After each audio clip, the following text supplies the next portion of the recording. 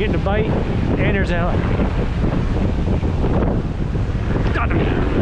That's cool. Oh yeah. Talk about an awesome timing there. Ah, that's cool. Coast Guard. Well, we are on our way for a really fun trip here. We're going to the beach. It's January 1st, 2022. It's 77 degrees here in eastern North Carolina. So just a gorgeous day. It's like a mild summer day here in the middle of winter. And we're gonna go after a fish that people say can kill you. So this can be exciting because I've had these fish, they can't kill you. They just have a really scary reputation. But they're crazy tasty, probably one of the tastiest fish I've ever had. So I'm gonna go out there, we're gonna do a catch and cook. I'm gonna show you how to catch these things, how to clean them, and how to make really awesome dishes. Everything from sashimi to like your standard fried fish or to like a coconut shrimp style cocktail. So let's go, we're gonna have a blast here. I'm just leaving my hometown here in New Bern, North Carolina. We're gonna do a lot of fun videos here. But for now, we're going to the beach.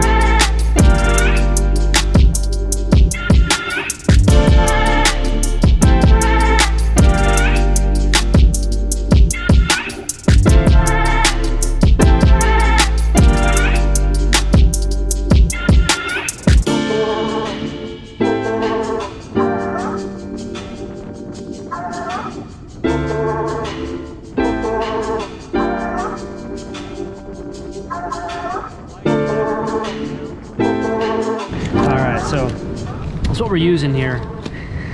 Doing these little fish bites and some Walmart shrimp. And by the way, the seas are crazy rough, but just putting on some very heavy weights and we should be able to catch them. As long as we can keep on the bottom and feel them. It's super, super rough. They're beautiful. It's just absolutely gorgeous.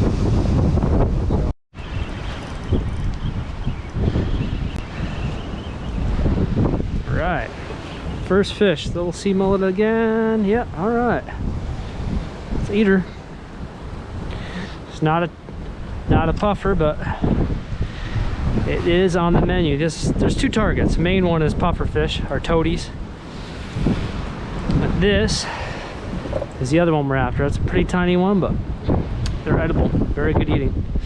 So we're gonna grab our little fish bag in here. So you can't mistake the bite. When they bite, it is obvious. All right. Oh, ooh, got a little hook. Wow, look at that. These aren't cheap. It's one of the nice things coming out when it's rough like this time of year. There's nobody else here. And you can find all those little gems that people leave. I've already found like 3 different hooks just in this one little area, and then that weight, and then I found this earring which I make a fishing lure out of. Who knows? Never know what you're gonna find out here. So let's re-rig that up with a new piece of shrimp and get it back out there.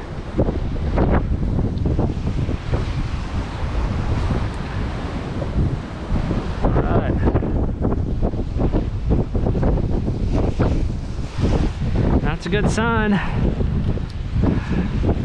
Hopefully we can get some toads. Toads is a nickname for the toadies. It's a nickname for these puffer fish out here. Locals call them toadies. Oh, I think that's a bite right there too. Okay, let's see. Yes, that is.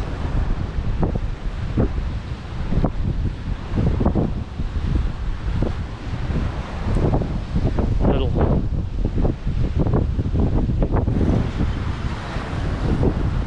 It's a toady! Yes, that's our target species. We got a toady. It's a little one, but this is gonna be just fine. These little ones are actually really good eating too.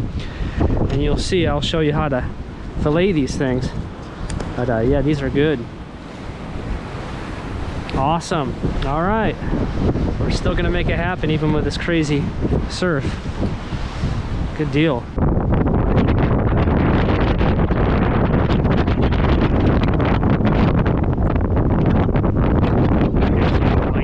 Good bite.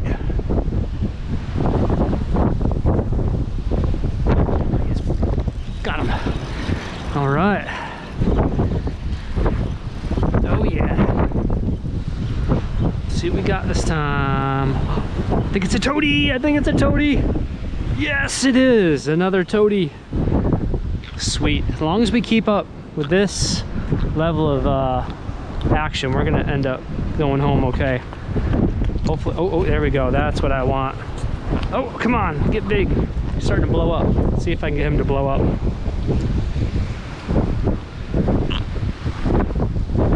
Yeah, look at that. See? Sometimes.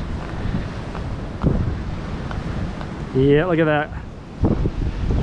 Alright, so let's go back out there. Yep, we'll do it. And we'll put it just like that. And we're gonna check this other one out.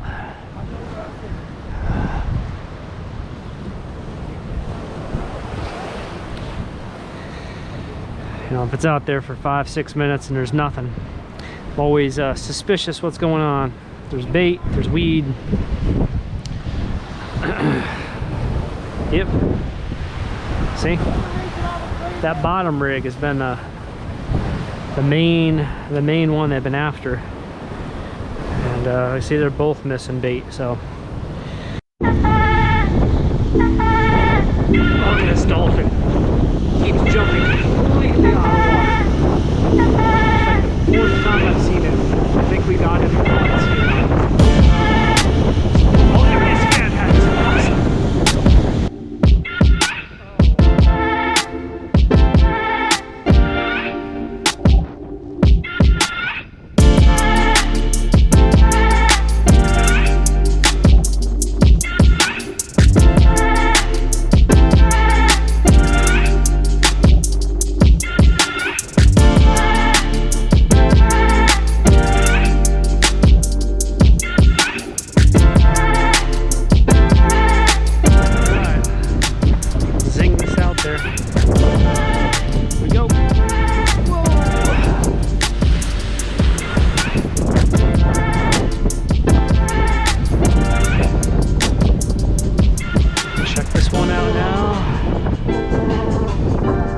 Surprised if there's any bait on this one after that too.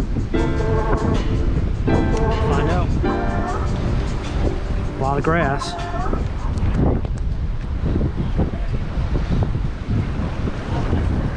A lot of grass, look at that. And this one is missing all shrimp too. Yep. Now look at that, see? They are blowfish. They have a beak mouth.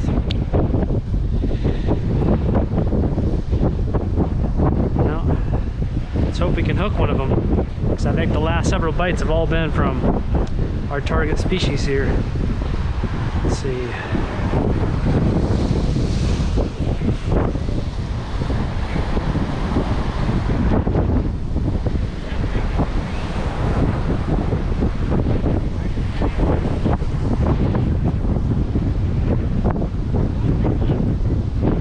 Got the bite, I think, and a wave.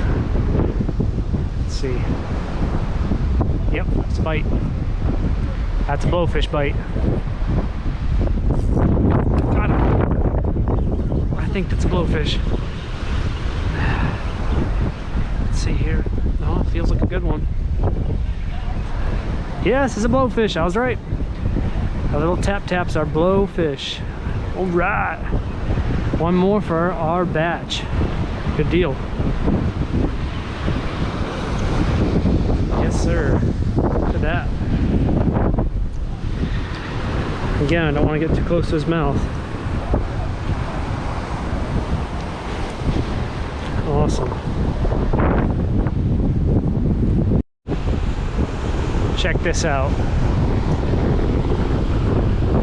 I'm getting a bite, and there's Alec. Got him. That's cool. Oh yeah, that's cool. Coast Guard.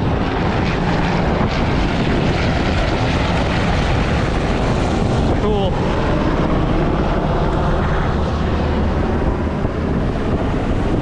And a little black drum.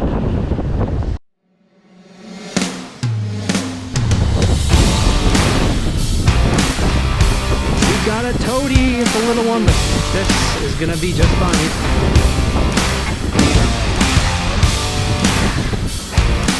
What is this? That's a feeling. That's funny. Nothing. Oh yeah.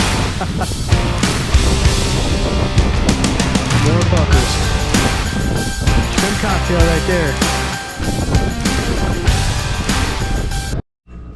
Well, we did end up with a mess of fish, even though the conditions were terrible. Look at all these guys. So we got a ton of sea mullet, and we got a decent amount of puffer fish. It's not as many as I'd like, but hey, it's enough for us to do what we need to do. So first off, I'm going to show you how to fillet these things up. We'll start off with the puffer fish, or the toadies, or sea chickens as they call them. All right, so we're going to clean these puffer fish first. And what you need is a good fillet knife, a fork. For the bigger ones, a pair of pliers does help, just because the skin, when you're pulling on it, has prickly stuff, especially the bigger puffer fish. You're gonna want a bag for the heads, a little bucket for the bodies. We're gonna rinse those off when we're all done. But these things are really ultra easy. You just basically go right behind the back of the head. You feel for the bone, the skull bone, because the only bone they have is in the head and then their backbone. They don't have any ribs or anything. So when you eat these fish, all that's just solid meat with no bones in it. And then these little fins have a bone in it, these little wings, those off. And then this fish is completely boneless other than the spine. Piece of cake. Now let's show you how to do it. So right behind the back of the head, it's going down. And you just got to get through that spine. And that's the only thing, is the skin and the spine right in one section, and the rest just pulls off, literally pulls right off. Big Chinese meat cleaver would work great for this, actually.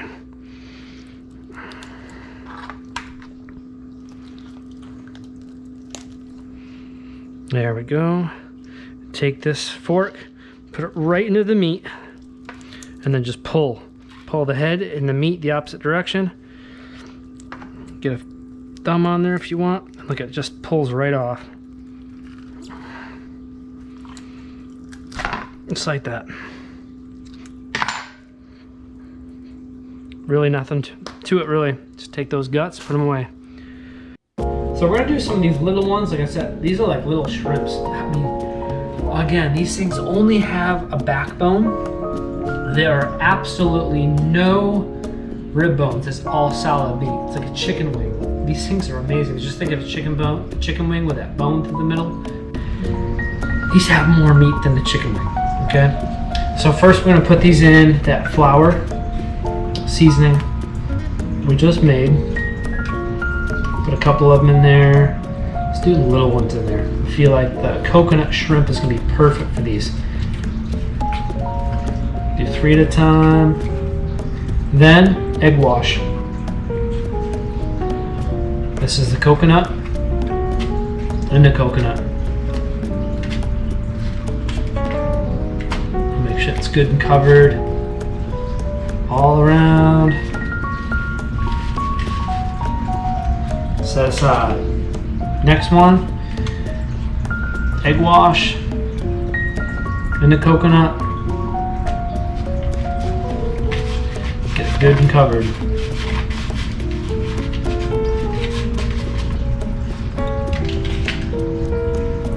one. The rest we're gonna do panko. I know where the panko is good. Panko's awesome. I've had coconut shrimp. This is something we did at the restaurant when I was younger. There's a couple other places that do this. It's a signature dish. I like coconut. You can't go wrong here. This is gonna be really good. And this last one, I'm gonna put also some panko to fill in the gap. So we have panko and coconut. And I think I'm gonna do it with all of them. It's a kind of a hybrid dish. Panko with coconut kind of fills in the spaces that the coconut doesn't get. They get the extra crunch and flavor. So, this is our puffer fish. What I have here, it's from Walmart. It's like $25. You gotta assemble the sides and the bottom. That's a good price though for a deep fryer. So I've got pretty deep, so we can literally deep fry these bad boys. What we're gonna do first is our coconut shrimp. Coconut shrimp in. Wow. Do 3 at a time. I do 4. 4 and 4. Just in. We're gonna let them boil there until they float to the top. Then we're gonna turn them over. So we're gonna leave them in there until they start to boil, float to the top. And if they don't flip over on their own, we're gonna use that little spoon to flip them over. But it's basically gonna be like a minute each side to 2 minutes each side. The main thing is, are they gonna float and are they golden brown? When they're golden brown, that's when we're gonna take them out. We don't want them to get black, we just want them golden brown. A couple of these smaller ones are about just right.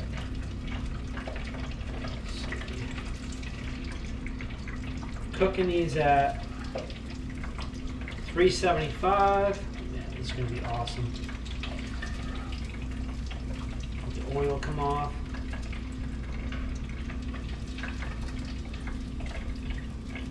Look at that.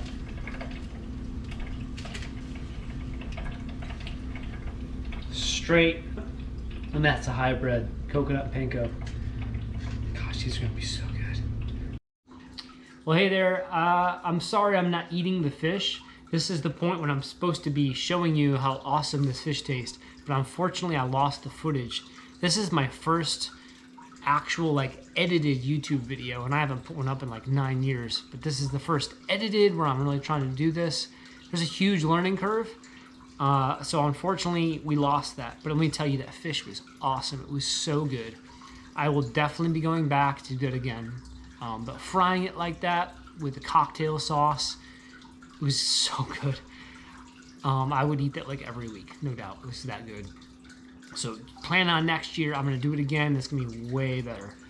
Because truth is, I've done a bunch of videos since this, and the fishing and the content and the videoing and the editing has gotten better and better as I've learned from my mistakes, and I'm on this journey of figuring out how to do this better and better.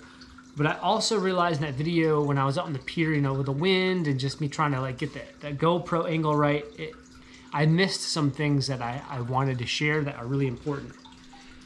I have a bottom low rig. I made one myself with these little tiny hooks, and it was catching them, but I did lose some because they bit through it, and they kept, the ones I got, they kept swallowing it. I had to cut it off and get the hook later after I cleaned them. It was a pain. I want to save you that trouble and show you. I picked this rig up at Walmart. This one's really cool. A bottom low rig for the surf. Your sinker goes down here. There's a hook below it and a hook above it, and then you tie it there, and it's got, you know, probably like, looks like 20 to 30 pound leader, pretty strong stuff. But the major thing here that was cool is this float that would make that first one kind of float up and kind of move around instead of just sink down. The bottom one too, instead of just laying on the bottom, it should come up off the bottom a little bit and have some movement. And that movement, I think, makes it more attractive. And the most important part of this rig, which you don't need this rig if you make it yourself, it's a long shank hook. And it's got to be a small enough one. Like, think they have a beak and it's kind of small. So you need a small enough hook for them to get it in their mouth, but you want it to have that long shank. So when they get it in their mouth, they're not biting down in the line and biting you off. And when you catch them, you'll be able to take hold of that hook and get it back out and not have to cut it every time. So that's the big one. And then we used a piece of shrimp about the tip of your pinky with a little piece of fish bite. You put the fish bite on, that's about the length of that float. And then a tiny piece of shrimp like the tip of your pinky. And that's what was catching these things. It's killer. You don't even need the fish bites, but I felt like that enhanced it. I felt like the float helped. It outperformed the other rod, but either way, both work. We'll do more next year because they're a fun fish. I'll probably take my kids in the future. So I think it's a good thing to do on your own, but it's a great thing to take kids out to do too. So anyway, I hope you learned something from this video. I hope you enjoyed it, and I hope you'll stay with me. The next videos are even more exciting and a lot more fun and a lot more professional, and they're gonna get better and better. So I hope you stick with me, and until then, God bless, and I will see you on the next one. GoPro, stop recording.